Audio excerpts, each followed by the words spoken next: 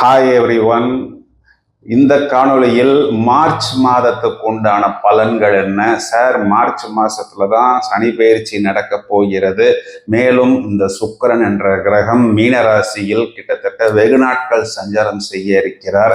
புதன் என்ற கிரகம் இந்த மாதம் முழுவதுமே மீனத்தில் நீசபங்க ராஜயோகமாகவும் இருக்கிறார்.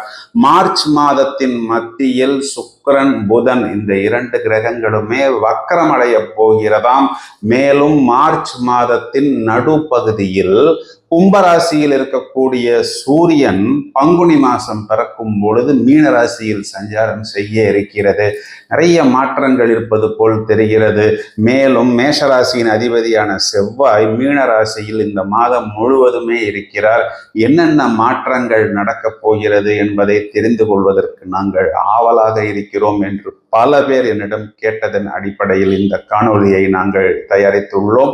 ஒவ்வொரு ராசிக்கும் என்னென்ன தாக்கம் ஏற்படுத்த போகிறது என்பதை இப்பொழுது நாம் விரிவாக காண்போம்.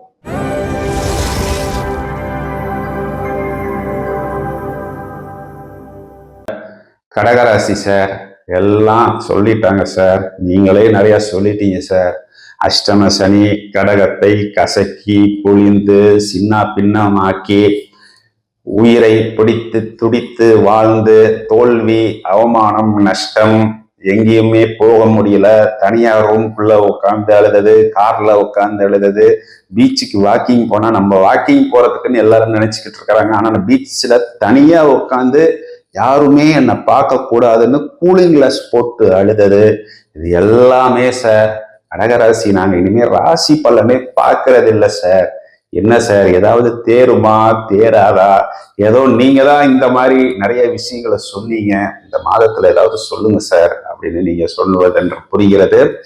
ராசிக்கு 7.5 சனி பாதி எஃபெக்டை கொடுக்கக்கூடிய அந்த அஷ்டம சனி சார், பாதி எஃபெக்ட்லாம் இல்லை சார். 7.5 சனி என்னவோ அதுக்கு நிகராகவும் கொடுத்தது, அதுக்கு மேலையும் கொடுத்தது.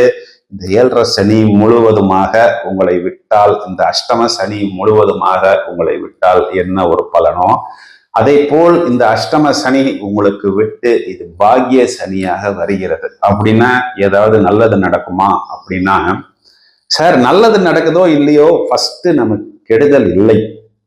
கெடுதல் இல்லை அப்படிங்கிறதே இந்த காலகட்டத்துல நம்ம நல்லதுன்னு எடுத்துக்கணும். சாஸ்திரத்துல இது பாக்கிய சனி அப்படின்னு தான் சொல்றாங்க. அப்போ பாக்கியத்தை கொடுப்பதற்கு சனி தயாராக இருக்கிறது. லாபஸ்தானாதிபதி என்று சொல்லக்கூடிய சுக்கிரன் 9ஆம் வீட்டில் உச்சம் சார். அப்போ லாபஸ்தானாதிபதி உச்சம் என்பது உங்களுக்கு அனுகூலமான பலனை கொடுப்பதற்கு தயாராக இருக்கிறது. பாக்கியம்னா என்ன? நம்ம ஒரு வீடு வாங்குறோம், ஒரு கார் வாங்குறோம், ஒரு லக்ஸரியான ஒரு ஆபீஸ் ரெடி பண்றோம், நிறைய கோயில்களுக்கு போறோம், பூஜை புனஸ்காரங்கள் பண்றோம். இது எல்லாமே நமக்கு ஒரு பாக்கியமாகத்தான் வருகிறது.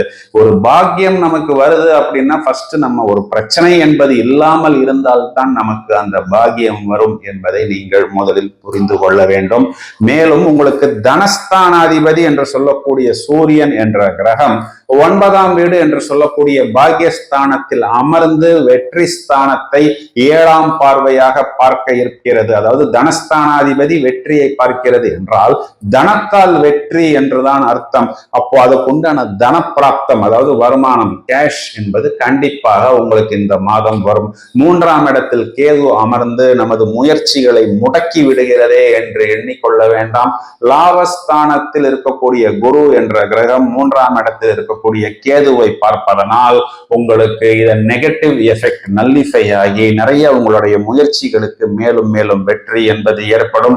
சார், இது நாள் வரை 11ஆம் இடம் என்று சொல்லக்கூடிய லாபஸ்தானத்தில் குரு பகவான் வக்கரமடைந்திருந்தார். இப்பொழுது அவர் நேர்கதிக்கு வந்து விட்டார். இவர்தான் 3ஆம் இடம், 5ஆம் இடம், 7ஆம் இடத்தை பார்க்கிறார். குருவின் வக்கர பார்வைக்கும் நேர் பார்வைக்கும் 100க்கு 100% வித்தியாசம் இருக்கிறது. இனி உங்களது முயற்சிகள் வெற்றி பெறும். குழந்தைகள் சம்பந்தப்பட்ட விஷயங்களில் இது நாள் வரை நாம் எதையோ இழந்தது போல், எதையோ தொலைத்தது போல், நம்ம இவ்வளவு தூரம் கஷ்டப்பட்டு மெனக்கிட்டு அவ்வளவு எனர்ஜியும் சிந்தி நாம் கொண்டு வரக்கூடிய குழந்தைகள் ரிசல்ட் கொடுக்கவில்லையே என்ற ஏக்கத்தில் துடித்த இந்த கடகராசிக்காரர்களுக்கு குழந்தைகள் சம்பந்தப்பட்ட விஷயங்களில் ஒரு அனுகூலமான பலன், அதாவது வயதை அனுசரித்து அது கல்வியா கல்வியாக இருந்தாலும், வேலை வாய்ப்பாக இருந்தாலும், திருமணமாக இருந்தாலும், வெளிநாடு சம்பந்தமாக இருந்தாலும் வாய்ப்புகள் வரும். இந்த 5ஆம் வீட்டின் அதிபதி செவ்வாய் 12ஆம் வீட்டில் இருப்பதனால் 1க்கு 2 முறை உங்களது குழந்தைகள் சம்பந்தப்பட்ட விஷயங்களில் நீங்கள் அவங்கள ஒரு டியூஷனுக்கு அனுப்பும் போதோ, இல்ல ஒரு காலேஜுக்கு அனுப்பும் பொழுதோ, அல்லது வெளிநாட்டுக்கு அனுப்பும் பொழுதோ நாம் செய்யக்கூடிய விஷயங்கள் அனைத்தும் அங்கீகரிக்கப்பட்டிருக்கிறதா என்பதை நாம் 1க்கு 2 முறை கவனமாக நாம் அனுகூலமாக பார்த்து கொள்ள வேண்டும். 6ஆம் வீட்டின் அதிபதி குரு 11ஆம் வீடு என்று சொல்லக்கூடிய லாபஸ்தானத்தில் இருப்பதனால் நமக்கு தேவையான அனுகூலமான கம்மியான ஒரு இன்ட்ரெஸ்ட் கொடுத்து கிடைக்கக்கூடிய கடன் என்பது கிடைக்கும். இந்த கம்மியான வட்டியில் நமக்கு கிடைக்கக்கூடிய இந்த கடனை வைத்து பல புதிய கடன்கள், திடீர் கடன்கள், எங்கெல்லாம் நாம் அதிகமான வட்டிகள் கொடுத்தோமோ அந்த வட்டிகளை எல்லாம் நீங்கள் அடைத்து விடுங்கள். மேலும் நம்ம இந்த மாதிரி ஹெல்த் ப்ராப்ளம்ல மாட்டிக்கிட்டோம், நிறைய நமக்கு ஹாஸ்பிட்டல் எக்ஸ்பென்சஸ், அவ்வளவு தூரம் எக்ஸ்பென்ஸ் பண்ணியும் எனக்கு சாட்டிஸ்பாக்சன் ஆகல என்று வருத்தப்படக்கூடிய நபர்களுக்கு ஒரு மருத்துவரை மாற்றுவதன் மூலமாகவோ, புதிதாக ஒரு வைத்தியத்தை எடுத்துக் கொள்வதன் மூலமாகவோ, இயற்கை வைத்தியம், யோகா, நேச்சுரோபதி, இந்த ஏதேதோ தெரப்பி எல்லாம் இப்ப சொல்றாங்க, அதெல்லாம் செய்வதன் மூலம் கண்டிப்பாக அனுகூலமான பலன்கள் என்பது கிடைக்கும். 7ஆம் அதிபதி சனி 8ஆம் வீட்டுல உட்கார்ந்துதான் இத்தனை நாள் பாம் போட்டுருச்சு சார், குடும்பத்தை சின்ன பின்னமாக பிரித்து விட்டது அப்படின்னு வருத்தப்படக்கூடிய நபர்களுக்கு ஒரு ப்ராக்ரஸ் கிடைக்கும். பிரிந்திருக்கக்கூடிய கணவன் மனைவியாக இருந்தால் யாரோ ஒரு நடுவர் மூலமாகவோ, ஒரு சொந்தக்காரர்கள் மூலமாகவோ ஒரு பேச்சுவார்த்தை என்பது நடக்கும். முடிந்தவரை ஒரு பாசிட்டிவான ஒரு விஷயத்தை நாம் இந்த இடத்தில் எடுத்துக்கொள்வது புத்திசாலித்தனம். இதைத்தான் ஒரு ஜோதிடரா நான் இந்த இடத்துல உங்களுக்கு சொல்றேன். கன்ஃபார்மா ஒரு பாசிட்டிவ் நியூஸ் திருமண வாழ்வில், அதாவது பிரிந்திருந்திருக்கக்கூடிய தம்பதிகளாக இருந்தாலும் அல்லது திருமணத்துக்காக காத்திருக்கக்கூடிய நபர்களாக இருந்தாலும் அது ஏற்படும். வரக்கூடிய வரன்கள் நல்ல வரன்களாக எடுத்துக்கொள்ளுங்கள். ஒரே வார்த்தையில சொல்லணும்னா, கடகராசிக்காரர்கள் இவ்வளவு நாள் எங்கெங்க தோல்வி, அவமானம், கஷ்டம் என்று அனுபவித்தார்களோ இவை அனைத்திலும் இவர்களுக்கு ஒரு பாசிட்டிவான பலன்கள் என்பது கிடைக்கும். இவர்களுடைய பித்துருக்கள் சொத்துக்கள் வர வேண்டும் என்று இருந்தாலும், அல்லது தந்தைமார்களுக்கு ஒரு நல்லது நடக்க வேண்டும் என்றாலும் கண்டிப்பாக நடக்கும். கடகராசிக்காரர்களுக்கு அனைத்து விதமுமே அனுகூலமாகத்தான் இருக்கிறது. 12ஆம் வீட்டில் இருக்கக்கூடிய செவ்வாய் என்ற கிரகம் உங்களது பாதங்களை பத்திரமாக பார்த்துக் கொள்ளுங்கள். கடினமா ஒரு ஒர்க் பண்றேன், நான் டெய்லி ஒரு 10 கிலோமீட்டர் வாக்கிங் போய் 6 பேக் பண்றேன், ஜிம்மு பண்றேன், ஸ்போர்ட்ஸ் பண்றேன், அப்படிலாம் பண்ண போனா ஹெல்த் ப்ராப்ளம், குறிப்பா லெக் பெயின் வரும். அதனால இதை மட்டும் நீங்கள் கவனமாக பார்த்துக் கொள்ளுங்கள். இரவு நேரம், குறிப்பா அந்த படுக்கைக்கு போகும் பொழுது நம்மளை யாராவது ஒருத்தங்க ஏதாவது ஒரு விஷயத்தில் நம்மளை டிஸ்டர்ப் செய்வார்கள்.